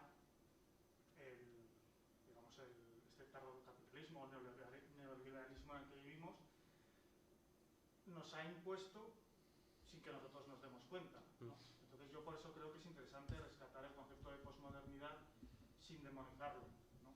Y precisamente gracias a ese concepto de, digamos, de experimentar con esas identidades que igual de alguna manera nos condicionan a hacer todas las cosas que hacemos. Pero será un poco por rescatar el concepto de posmodernidad aquí dentro de un debate marxista que yo realmente tengo que reconocer que no tengo ni idea de Marx, entonces lo que puedo ofrecer es algo sobre posmodernidad. Y era una reflexión sobre si compartís este punto de vista o creéis que es verdad que vivimos una posmodernidad totalmente alocada y que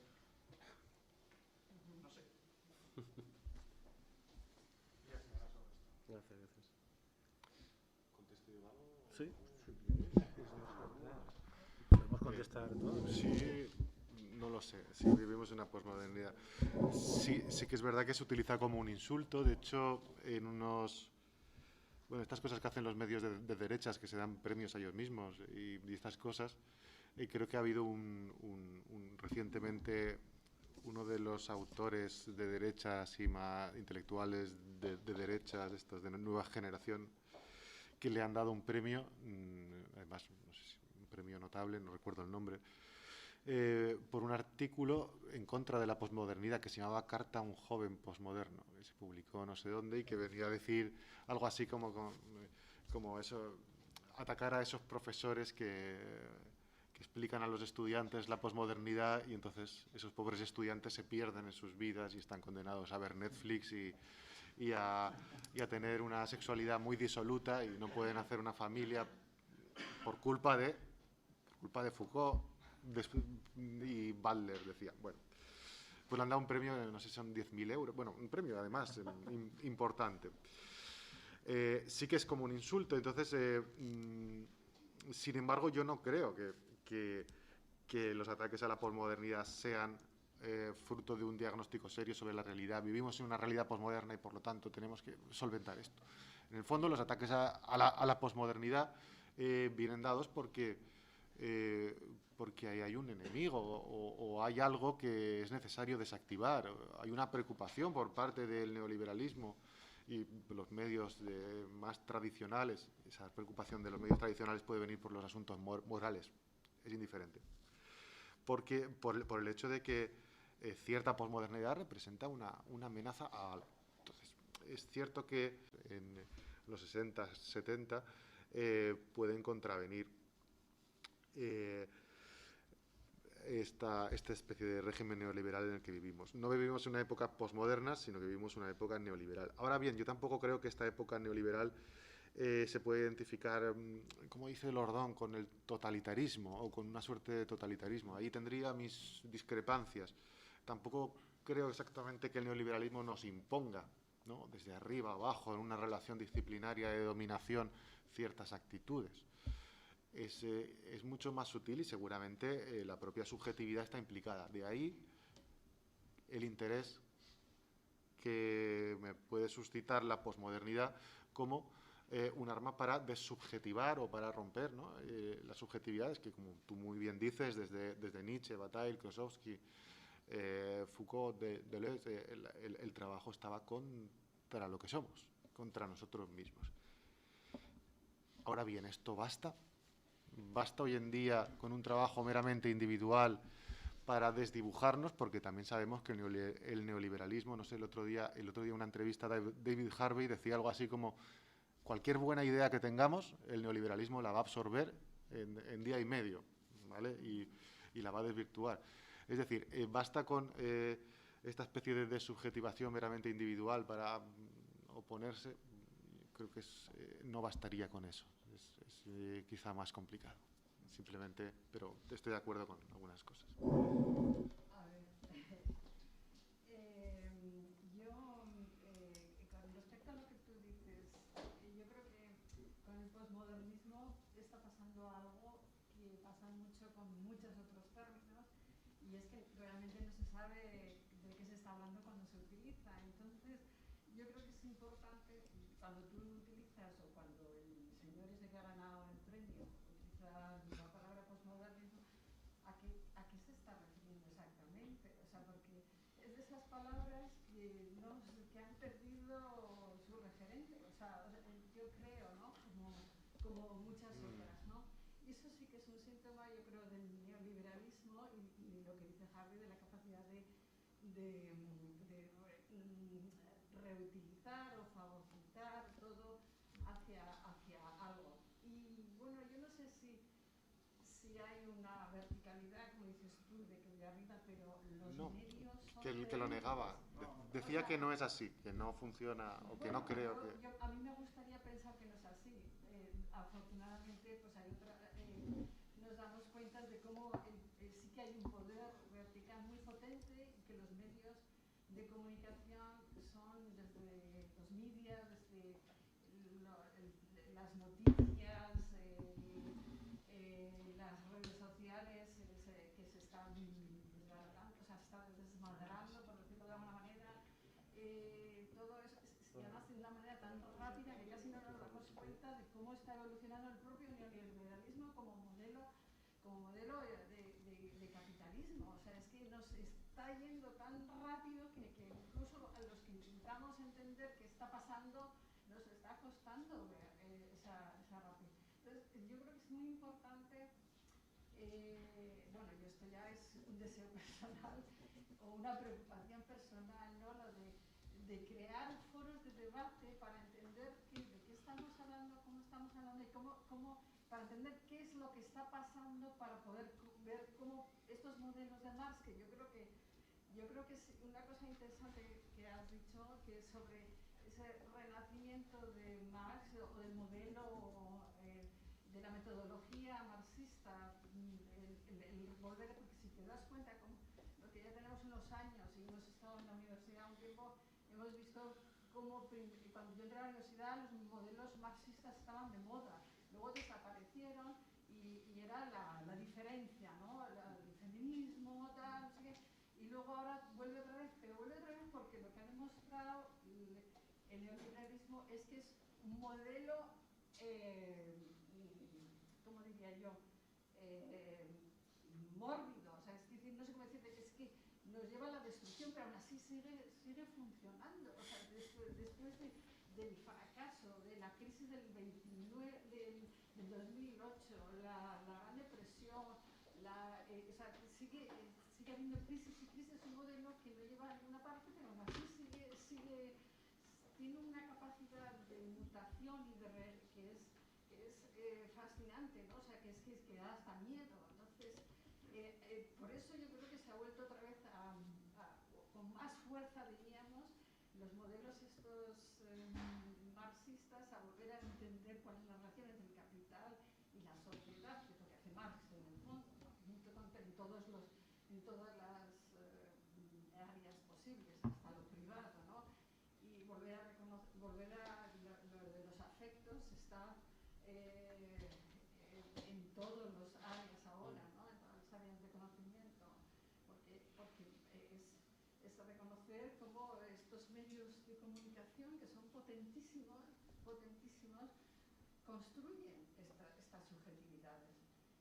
Yo no sé lo que decías tú sobre las identidades. A mí es una cosa que me preocupa, ¿no? No sé cómo pero este interés en definirte me parece es que parece muy liberador, pero yo no lo veo liberador para nada. O sea, es como que te tengan que encasillar y establecer categorías. Pues bueno, pues ¿qué más da que seas una cosa y otra? O sea, es que, ¿sabes? Y lo que en muchos casos lo que eso supone, ¿no? De someterte a operaciones, a tratamientos, o sea, no sé qué. No lo sé, eso no, pero a mí me parece brutal todo eso, ¿no? ¿Qué más da que seas una cosa u otra? No, por eso decía si Por vivíamos eso, una posmodernidad o una modernidad. es una ya, pregunta igual para estudiarla. claro. No sé hasta qué punto alguien que conozca el tema, bueno, a lo mejor aquí hay alguien que ha trabajado el tema como para dar una explicación, una respuesta, ¿no? No sé. Bueno. Tu voulais dire quelque chose ou... Oui,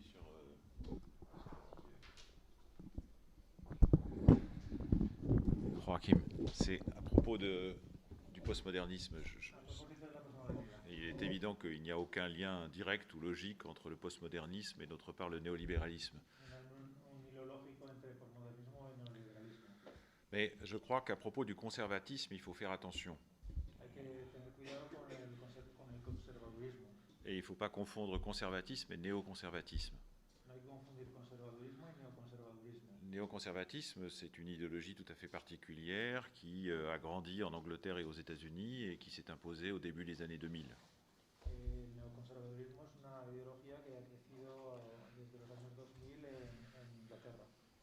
Et dans son premier essai, Wendy Brown, Stuart Hall reprend ça aussi, est amené à dire qu'il y a justement une différence entre le conservatisme et d'autre part la rationalité néolibérale, et quand elle parle du conservatisme, elle parle du néoconservatisme américain. Je répète.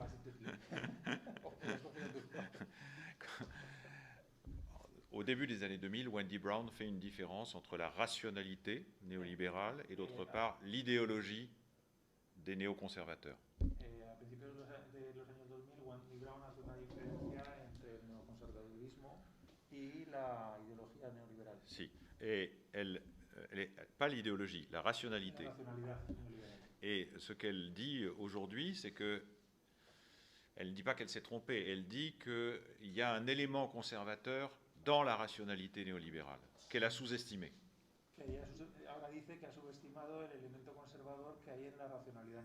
C'est un jugement qui me paraît très important. Parce que dans la Nouvelle Raison du Monde, nous avions tendance à partager la position de Wendy Brown.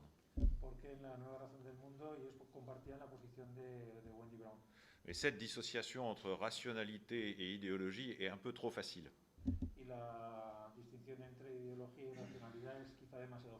Parce que le néoconservatisme est une chose, le conservatisme est autre chose. Et ce que je voudrais dire, c'est que nous avons publié avec Pierre Sauvêtre, avec Aude Guéguin, avec Christian, un livre sur l'histoire du néolibéralisme qui vient de sortir il y a quelques mois. Sí, y de señalar que han publicado varios autores, entre ellos dos, y Pierre Sauvêtre, que también estuvo aquí en Zaragoza un libro sobre la historia del neoliberalismo qui s'appelle Le choix de la guerre civile. que se titula La elección de la guerra civil. Et c'est une plongée aux origines et à la formation, aux années de formation du néolibéralisme. Y se zambullen en los años de formación del neoliberalismo. Et on peut distinguer dans les années 1930, 1940, un certain nombre de courants. Il y a 3 courants. Y se puede distinguir en los años 30-40 tres corrientes del neoliberalismo. Il y a un premier courant qui est incarné par Walter Lippmann, le journaliste américain. La primera está encarnada en Walter Lippmann. On pourrait dire que c'est un néolibéralisme de l'adaptation permanente. Es un neoliberalismo de la adaptación permanente.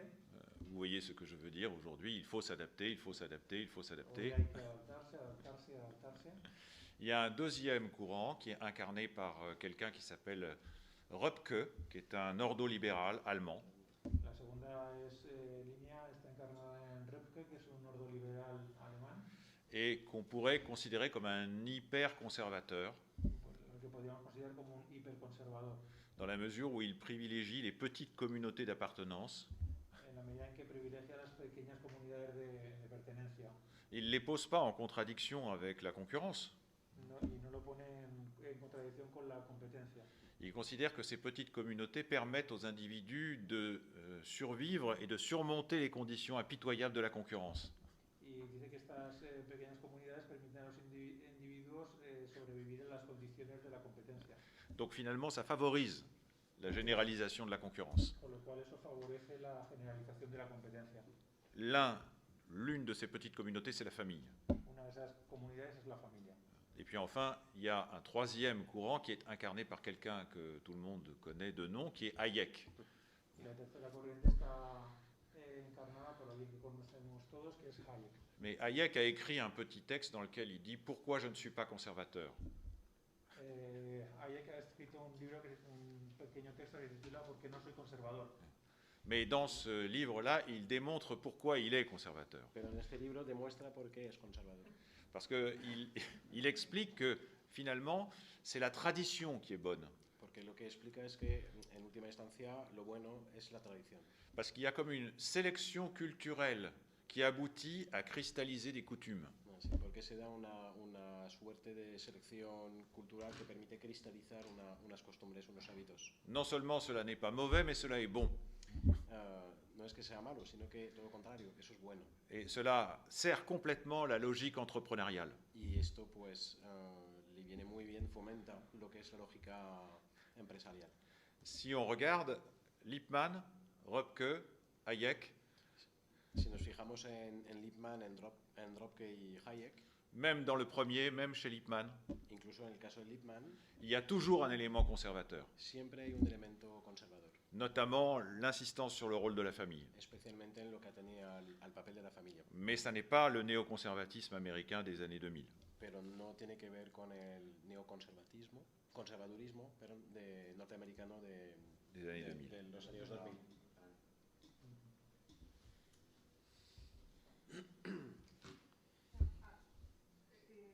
No me acuerdo muy bien, pero creo que Wendy Brown que hace al principio esa distinción entre neoliberalismo y neoconservadurismo. Luego ella se corrige y dice que en el neoliberalismo también existe esa forma de mirar moral, de mirar a la política que existe eso. Entonces, esa distinción que hace inicialmente, creo que ella después se corrige Si, en el último si, libro, si, ¿verdad? c'est ce que je dis, tout à fait. Si, si. Que hay, o sea, que en el neoliberalismo también hay una despolitización, o sea, se hace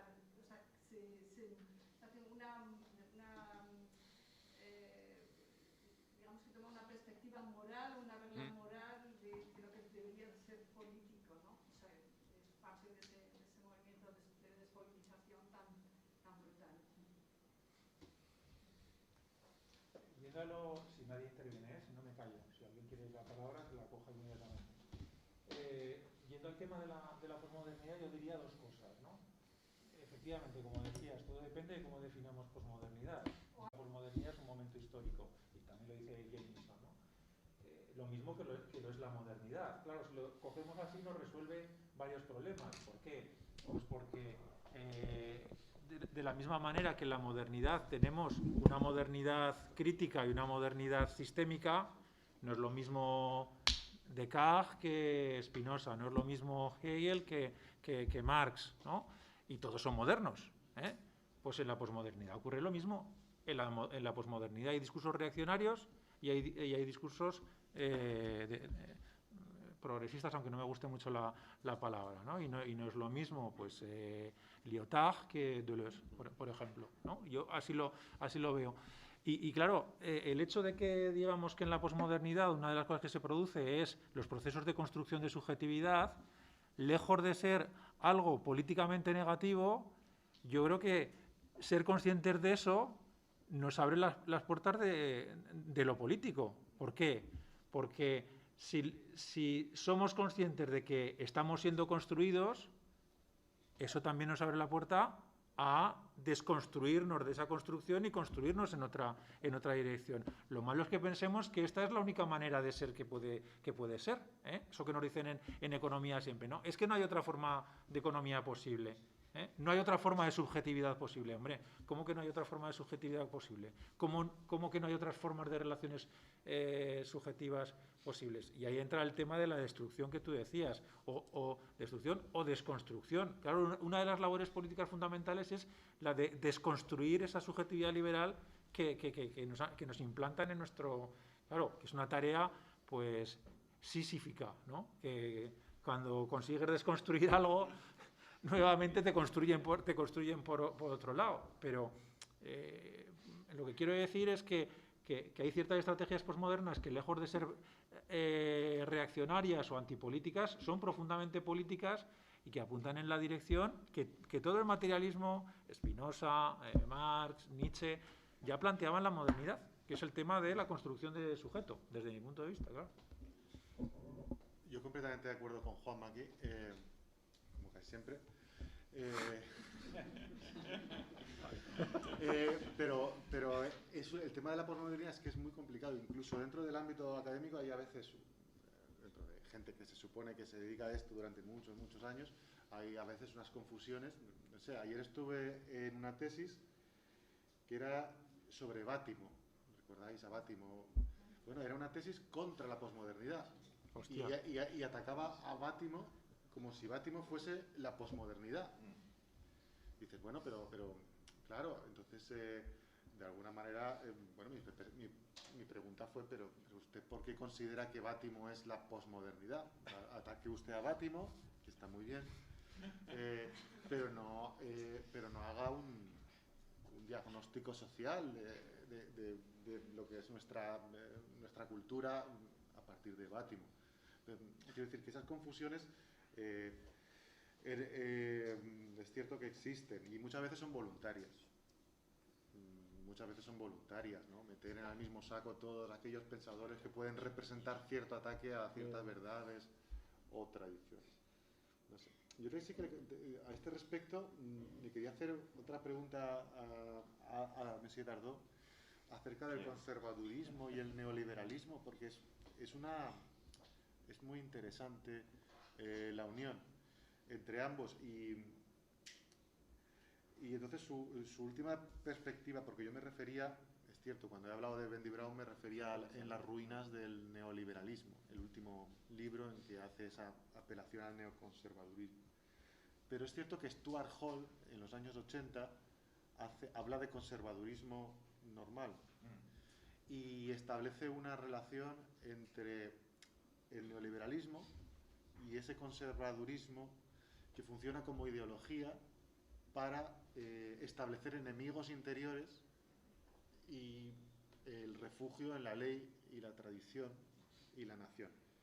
Entonces, quería, no sé, pedirte que tu opinión acerca de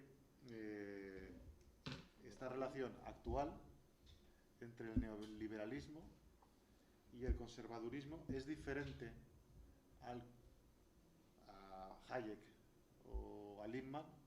Es decir, en el neoliberalismo actual ¿hay una alianza con el neoconservadurismo más potente, estratégica o de otro tipo, diferente a la de Hayek, Lippmann? ¿Es algo nuevo lo que hay hoy en día o es una extensión de la lógica conservadora de los inicios? Es una pregunta difícil, pero me interesa mucho tu opinión, porque yo no lo tengo claro. Oui, je crois qu'il y a une différence.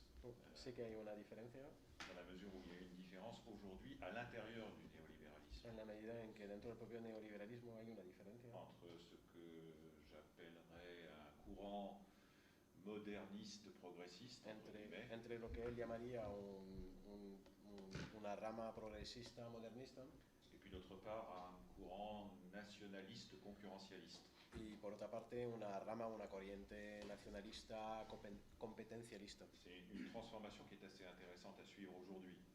Se trata de una transformación que resulta interesante seguir. Par exemple, si on prend Macron et Justin Trudeau, on a une bonne représentation du courant dit moderniste progressiste. Porque si os fijáis en Emmanuel Macron, en Justin Trudeau de Canadá, tenéis ahí una buena encarnación o personificación de lo que es esa rama progresista modernista. Donc, s'il y a bien un auteur auquel se raccroche, enfin, pas consciemment, puisqu'ils ont peu de culture, y compris de culture néolibérale, Que si hay un autor al que puedan referirse, aunque no tengan mucha cultura, c'est Lippmann. Lippmann, c'est l'adaptationnisme permanent. es Lippmann, en tanto que artífice de esa ideología de la adaptación permanente. Mais si vous prenez Orbán en Hongrie, Pero si por ejemplo os fijáis en Orbán, Bolsonaro en Hungría o Bolsonaro en au Brasil, Brésil, à ce moment-là, vous avez un courant du néolibéralisme qui est très différent. en este caso tenéis una corriente neoliberal muy distinta de la primera rama. Quand je dis très différent, je parle de l'idéologie et je parle des stratégies mises en œuvre. Que cuando habla de diferencia hace referencia a lo que es la ideología y también las estrategias que ponen en marcha. Mais ce que je conteste, c'est qu'il y ait une alternative entre ces deux courants. Pero aquello que se opone es que exista algún tipo de alternativa entre ambas corrientes o ambas ramas. Le modernisme progressisme n'est pas une alternative à ce nationalisme concurrentialiste dont je parlais. Que el modernismo progresista no constituye en absoluto una alternativa frente a la otra rama nacionalista. Bolsonaro, par exemple, c'est quelqu'un qui n'arrête pas de louer l'esprit d'entreprise. Que Bolsonaro es una persona que no deja de apostar y idolatrar lo que es el espíritu emprendedor. Et qui veut transposer l'idéologie entrepreneuriale dans le fonctionnement de l'État. Y lo que quiere hacer es trasladar el funcionamiento empresarial dentro de las estructuras del Estado. Donc il faut prendre acte du fait qu'il y a ces deux grandes formes, mais néanmoins ne pas considérer que les deux forment une contradiction de telle sorte qu'il faudrait nécessairement choisir entre l'une et l'autre. O sea que existen estas dos opciones, pero que no representan como tal una auténtica alternativa. Il n'y a pas une différence qui est telle qu'il y ait une alternative entre les deux. C'est une division à l'intérieur du néolibéralisme. Sí, que es una diferencia que se produce dentro del propio neoliberalismo. Et il faut faire toujours très attention à ça. Je prends un exemple, peut-être que vous avez entendu parler du Chili, mais por ejemplo, en el caso de Chile, c'est un mouvement extraordinaire depuis octobre 2019. Desde octubre de 2019 se está produciendo un movimiento social. Un mouvement social, un mouvement féministe, un mouvement des peuples autochtones très important. Mais il y a premier tour de la présidentielle au Chili qui vient de se passer. Pero de cara a la primera vuelta de las elecciones en Chile, presidenciales que se acaban de producir. Sí. Et celui qui est arrivé en tête avec 28%, c'est un fasciste. Aquel que ha llegado primero con el 28% de los votos es un fascista. C'est un fasciste, c'est pire que Bolsonaro. Es peor que Bolsonaro. Donc vous voyez que vous avez un pays comme le Chili où vous avez une très grande polarisation. En un país como Chile tenéis un panorama que está muy polarizado. Polarisation politique, polarisation sociale, et y compris polarisation électorale. Sí, polarización política, social y electoral. Mais il faut bien voir ces possibilités comme ça de surgissement en des temps très brefs, comme pour Bolsonaro. Cast, c'est la même chose. Tout d'un coup, il a 28%, alors qu'il était totalement inconnu il y a encore quelques mois.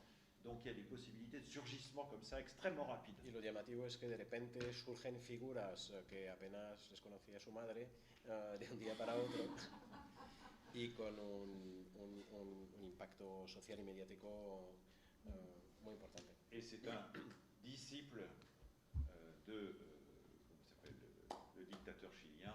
Y es un discípulo de Pinochet.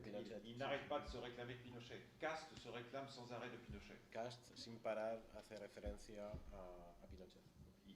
Bon, s'il est élu président, ce qui serait terrible, En el caso en que lo acaben eligiendo, lo que sería il va terrible, peut-être essayer de supprimer la constituante, la convention constituante. puede que trate de suprimir la constituyente. Ça va être difficile pour lui, mais ce qu'il peut faire en revanche, c'est de freiner son travail, d'accumuler des obstacles, de paralyser son fonctionnement. Suprimirla será difícil, pero en cambio lo que sí puede hacer es tratar cuanto sea posible de trabarla en su funcionamiento.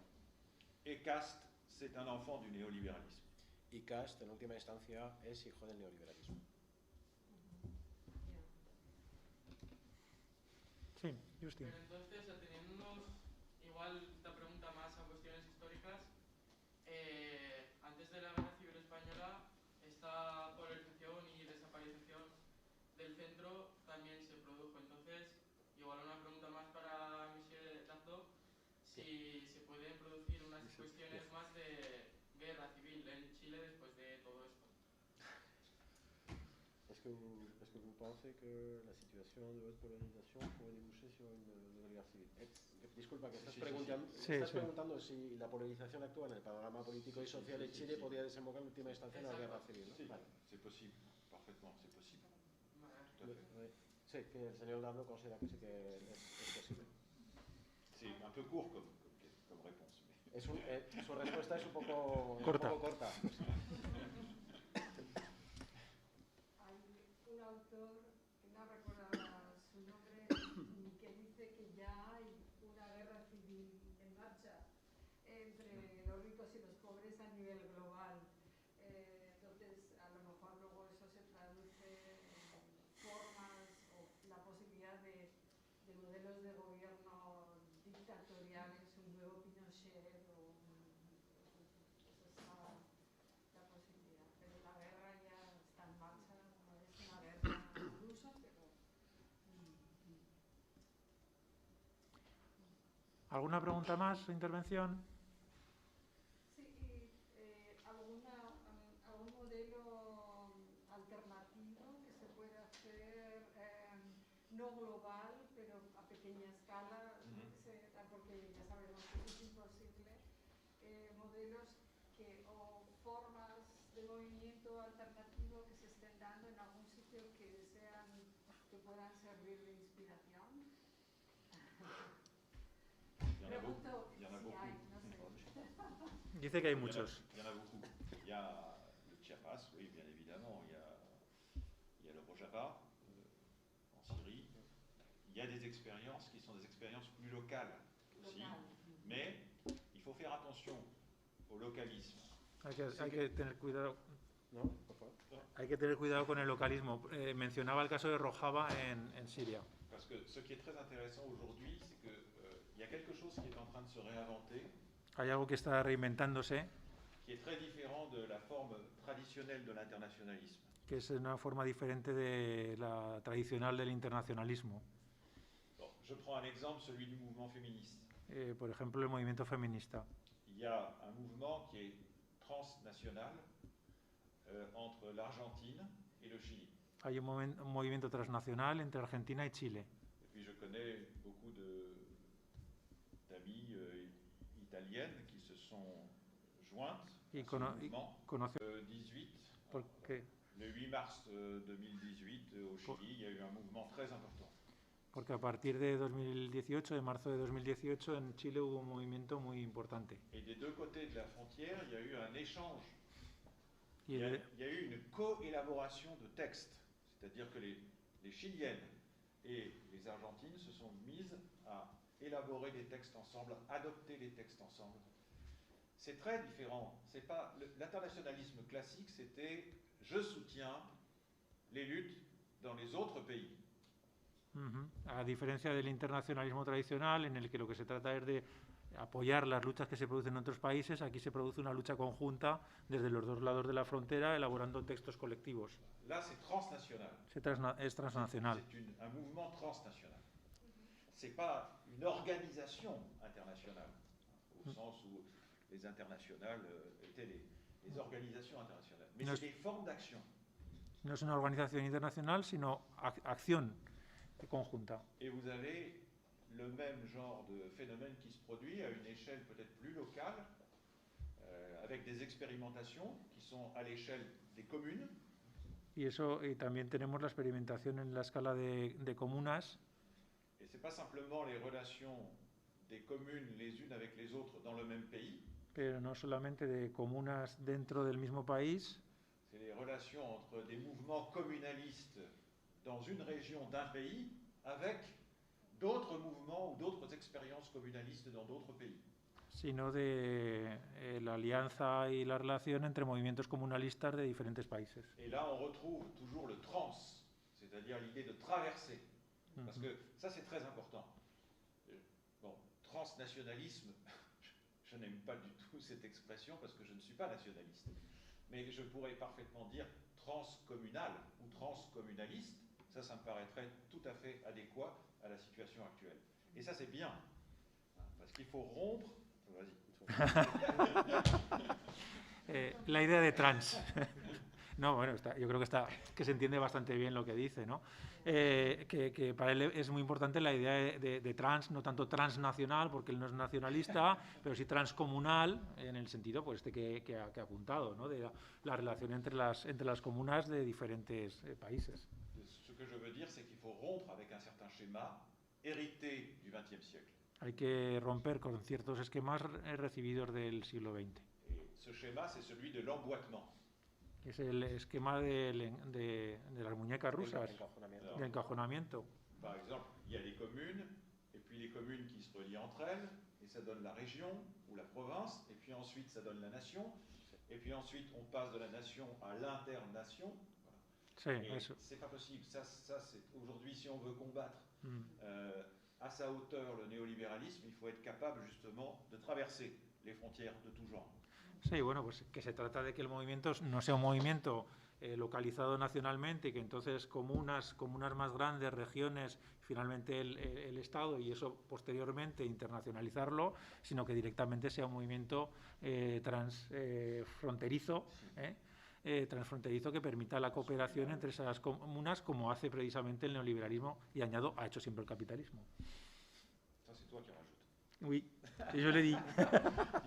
Me ha dicho que lo he añadido.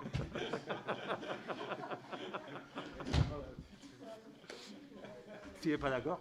Si. Ah bon, nous sommes d'accord. Estamos de acuerdo. Bueno, ¿algún comentario más, alguna pregunta? Pues os agradecemos muchísimo que hayáis venido. Esta tarde presentará su libro Dominar en la Biblioteca María Moliner del campus a las 7 de la tarde y estáis todos y todas invitados a participar. Pues muchísimas gracias.